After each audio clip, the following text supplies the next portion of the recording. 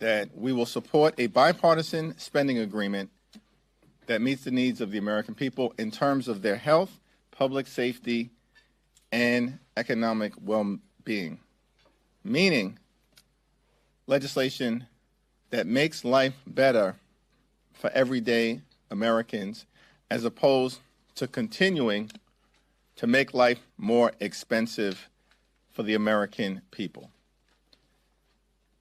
House Democrats have been clear that we will not support a partisan Republican spending bill that continues to gut the health care of the American people.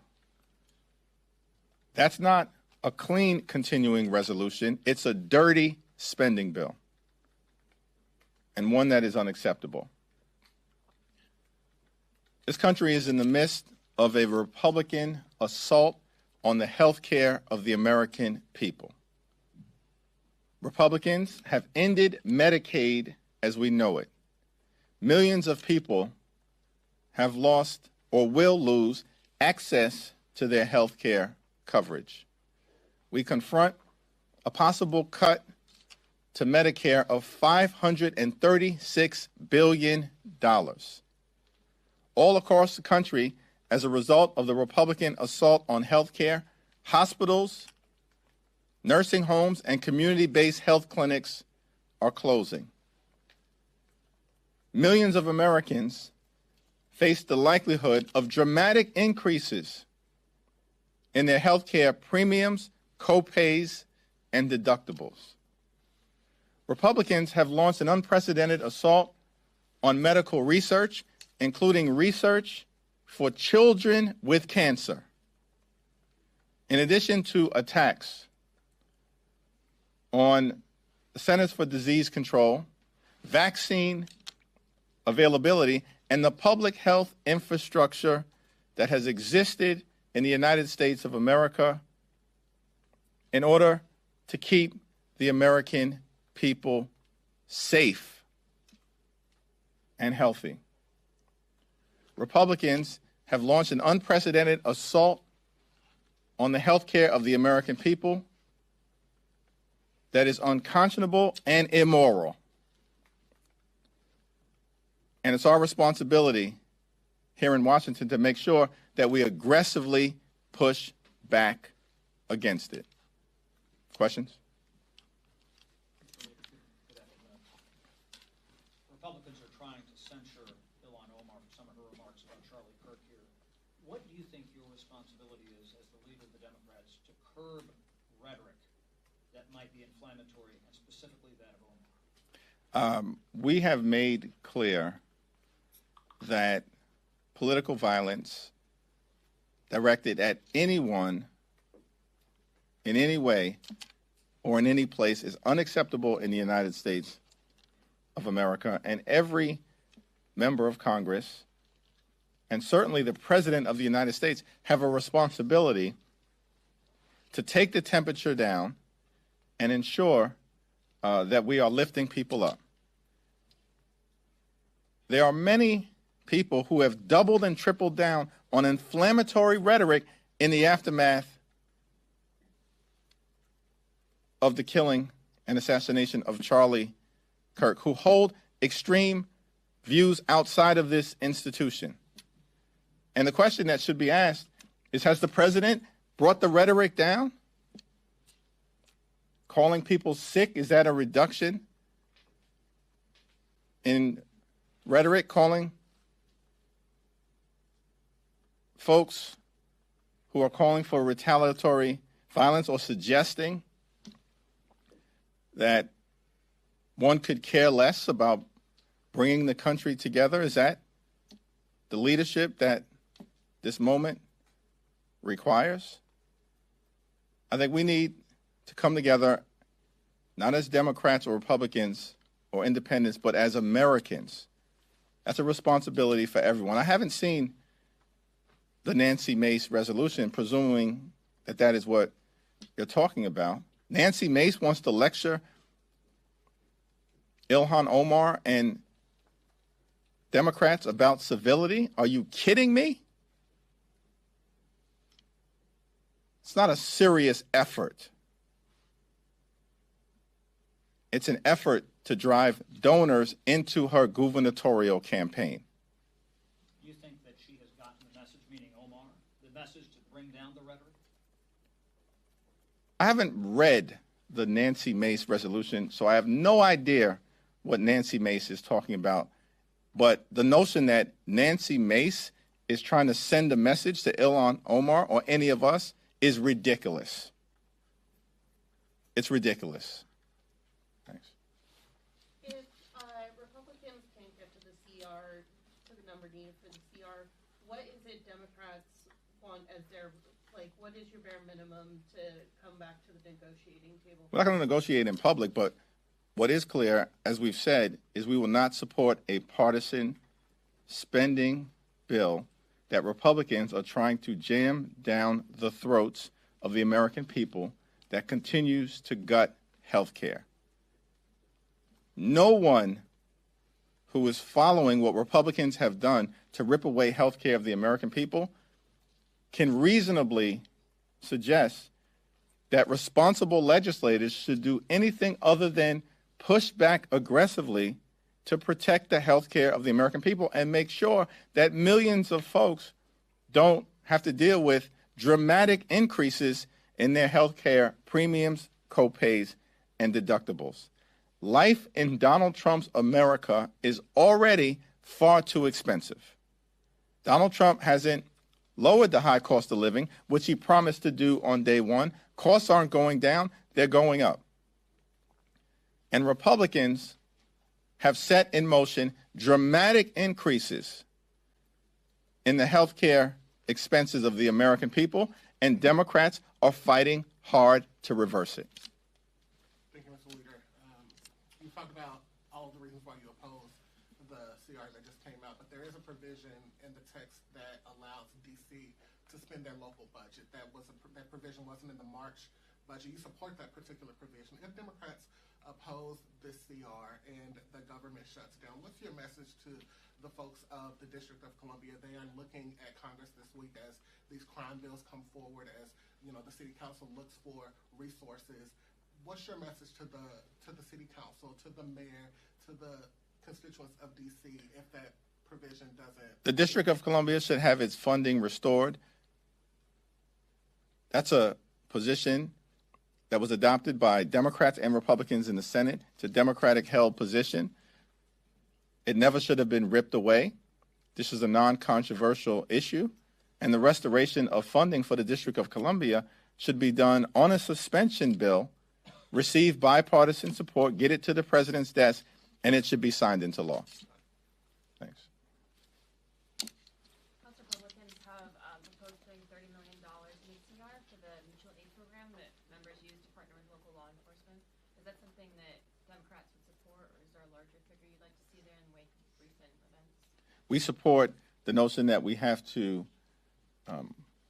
invest significantly more resources and personnel in securing the safety of members of Congress on both sides of the aisle.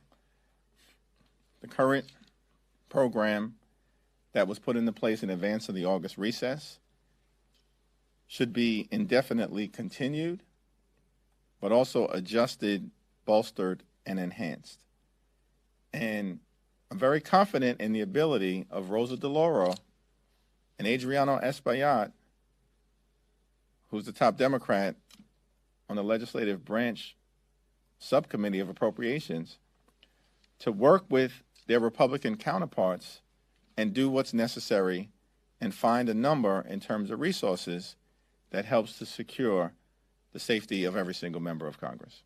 Just as a follow-up, so would you like to see more than $30 million in the CR, or are you talking about like in the final legislation, the House Ledge bill for next year, you want more money there? It's not clear to me where the $30 million number came from, what it actually would fund, what's the basis of the number, and how would it translate into the types of programs that we need to be built out in terms of the Capitol. So it's hard to comment in a vacuum, which is why it's appropriate for the appropriators to try to actually work this out in a bipartisan conversation as opposed to the Republicans thinking that they're going to just present a take it or leave it approach in a bill that is deeply flawed, in a bill that is dirty from the standpoint of attacking the health care of the American people, attacking housing, attacking veterans, and a continuation of failed Republican policies that have been a disaster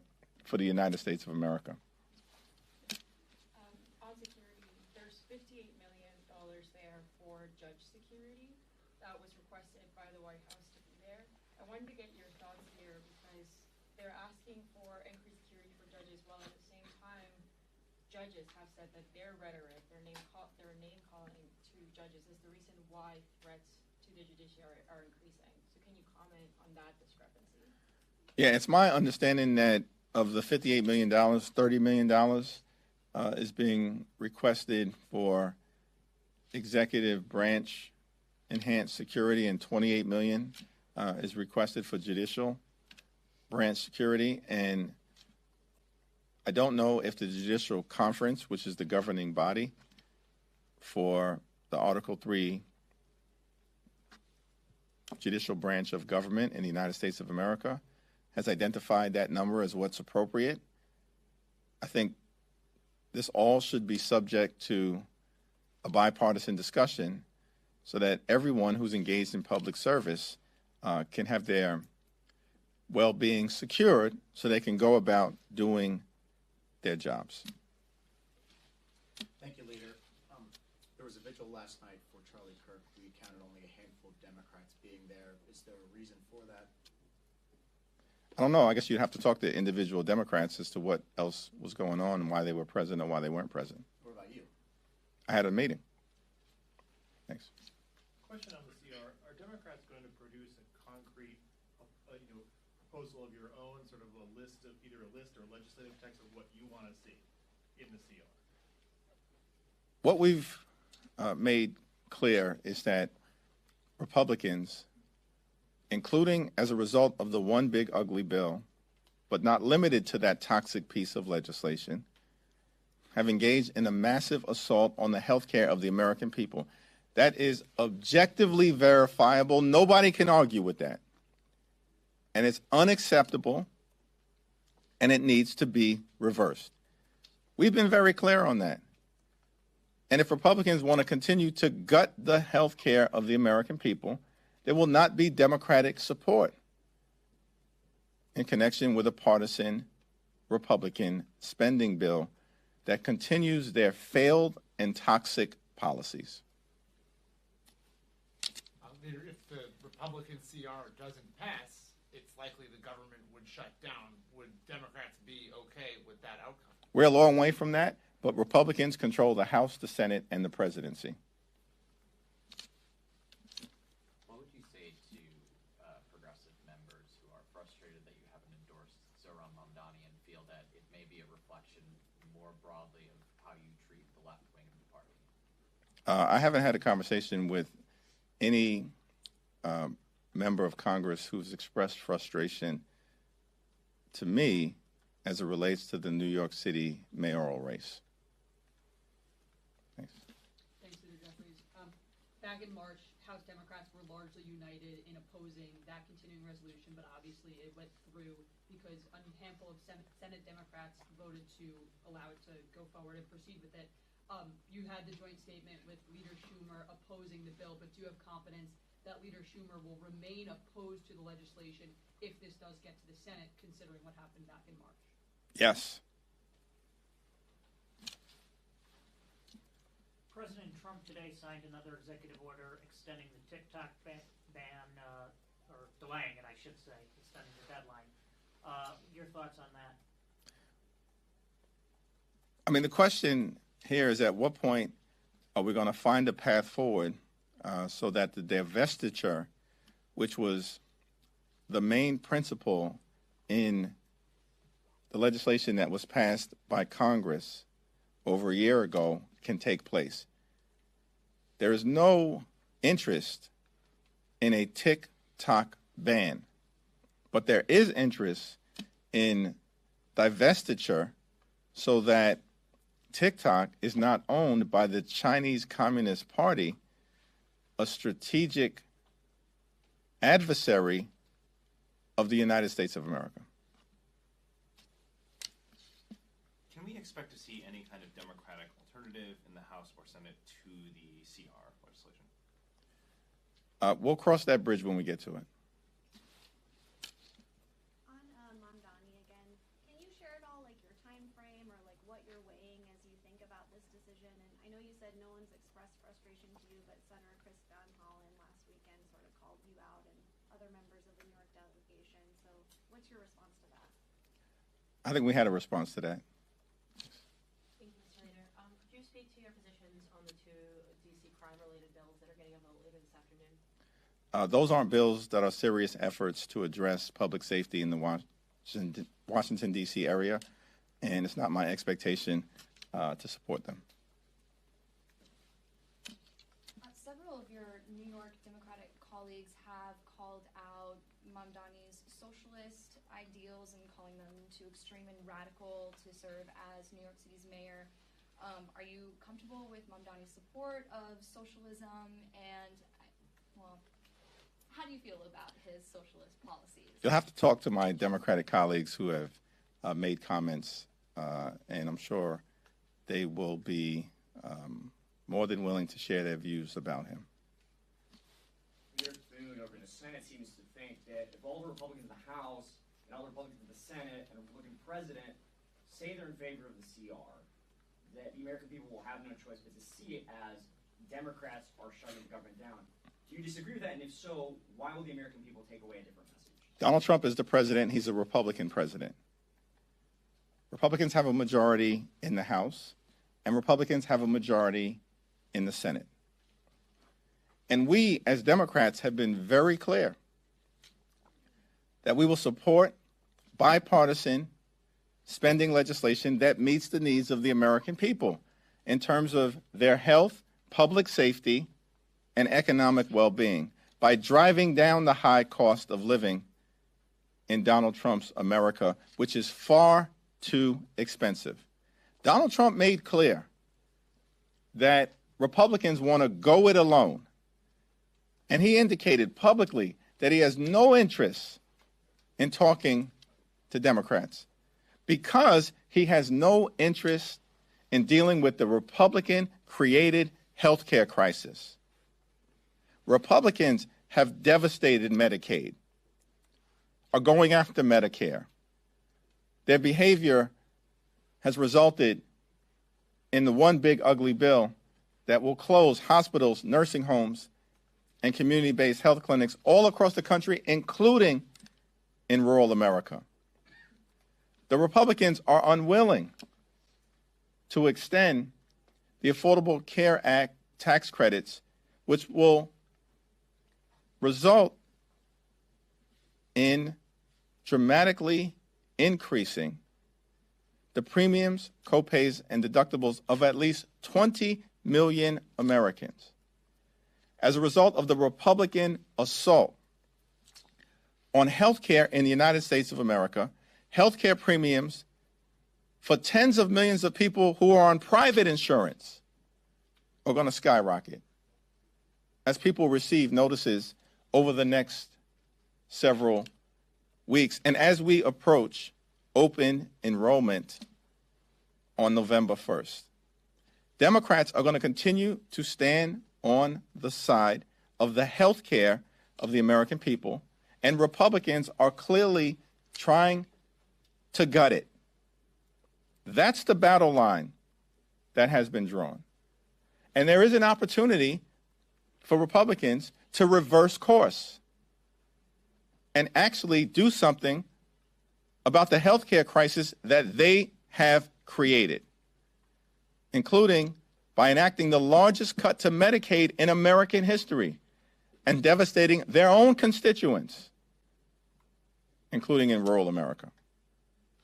You talked about open enrollment on November 1st. There's a lot of people who worry that waiting until the end of CR November 21st is going to be too late to negotiate ACA subsidies, and that it needs to happen sooner.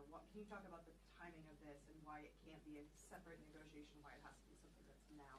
It's our view that we have to resolve this issue sooner rather than later because of the fact that notices are going to go out in a matter of weeks to millions of Americans who will be shocked by the fact that their health care premiums are about to skyrocket, in some cases by tens of thousands of dollars.